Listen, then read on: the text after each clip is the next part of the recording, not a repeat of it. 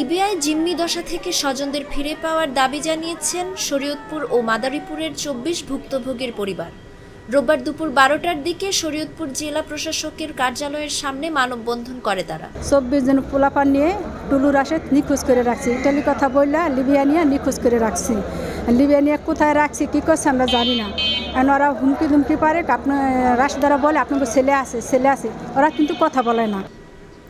মানববন্ধনে ভুক্তভোগীর পরিবার জানায়, পরিবারের সচ্ছলতা ফেরাতে গত মার্চ মাসে দালালের মাধ্যমে ইতালির উদ্দেশ্যে পাড়ি জমায় শরীয়তপুরের ১৯ জন ও মাদারীপুরের ৫ জন। পরে তাদের ইতালি পৌঁছানোর কথা বলে লিবিয়ায় মাফিয়া চক্রের হাতে তুলে দেয় তারা। রাশেদ খান এবং টুন্নু খান এবং তারা আমাদের সঙ্গে কন্ট্যাক্ট হলো ১৮ লাখ টাকা পৌঁছাইব ইটালি, কিন্তু আমাদের সঙ্গে কন্ট্যাক্ট হওয়ার পরে ৮ লাখ টাকা প্রথম নিছে এই প্রথম বৈশাখ মাসের ১ তারিখে, এবং তারা আমাদের টাকা নেওয়ার পরে ফিরে বললো যে ভিসা আইলে আবার টাকা দিতে হবে ১০ লাখ। তখন ভিসার কথা বলছে মতনে তখন আর আমাদের ছেলে আর কোনো নেওয়ার পরে ইটালি নেওয়ার কথা কইয়া লিবিয়ানে পৌঁছাইয়া লিবিয়া থেকে আমাদের ছেলেকে আবার মুক্তিপণ দাবি করছে মতনে আমরা ১০-১৫ লাখ টাকা দাবি করছে। আমরা তারপরে আমি ২০ শতক জমিন দলিল করে দিছি।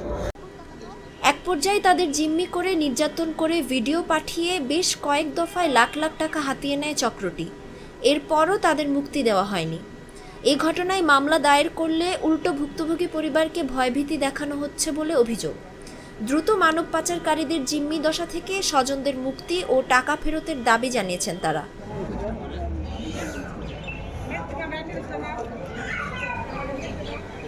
এই ব্যাপারে জানতে চাইলে পালং মডেল থানার ভারপ্রাপ্ত কর্মকর্তা হেলাল উদ্দিন বলেন, মামলার বিষয়টি আমি শুনেছি, কোর্টের মাধ্যমে মামলাগুলো হচ্ছে।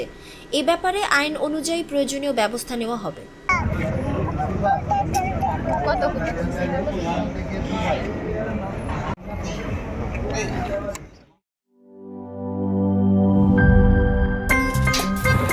আমার একটা স্মার্ট সিদ্ধান্তে ২৫% গ্যাসের খরচ কমেছে। ভাবছেন কিভাবে? সাধারণ গ্যাস স্টোভ বদলে আমি এনেছি আরএফএল গ্যাস স্টোভ। এর সাইন্টিফিক নজল ও ব্রাস বার্নার ক্যাপ সমানভাবে তাপ ছড়িয়ে রান্না করে দ্রুত, তাই গ্যাসও বাঁচায় ২৫%, টাকাও বাঁচে ২৫%। আরএফএল গ্যাস স্টোভ নিরাপদ ও গ্যাস সাশ্রয়ী।